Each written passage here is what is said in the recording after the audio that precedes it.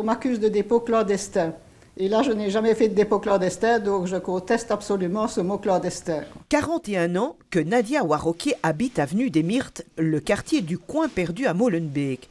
Mais c'est la première fois qu'elle est en colère. À l'origine de son vif mécontentement, une erreur de dépôt de poubelle jaune. La gaffe de Nadia remonte au 9 janvier. Moi, je fais juste une erreur, pour une fois, parce que ça ne m'arrive jamais, je pense. Je suis très attentive à tout ça, je ne mets jamais ce qu'il ne faut pas dans les sacs. Et puis voilà, moi je peux payer pour les autres, quoi. Les sacs ont bien été collectés, mais une semaine plus tard, Nadia reçoit un procès-verbal d'infraction de la commune pour dépôt clandestin. La facture s'élève à 150 €. Le comble, c'est que juste à côté de sa maison, il existe un terrain où là les dépôts clandestins sont quotidiens. Pour cette habitante, au vu de cette situation, l'amende est disproportionnée.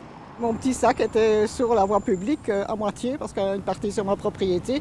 Mais ça, enfin, ce décor, comme vous voyez, c'est scandaleux, quoi. Il y avait même des fûts d'huile dans les arbres, ils sont descendus maintenant. Mais c'est vraiment, voilà. Et souvent, il y en a ici sur le chemin aussi. La saleté entraîne la saleté. Si c'est entretenu correctement, je pense que les gens ne balanceraient pas non plus leurs détritus par-dessus bord. La mésaventure de cette habitante est courante, mais la commune explique qu'elle ne peut faire l'impasse sur des distractions et donc elle applique les sanctions. Reste qu'il existe à Molenbeek un collège des contentieux où les riverains peuvent venir exposer leurs problèmes.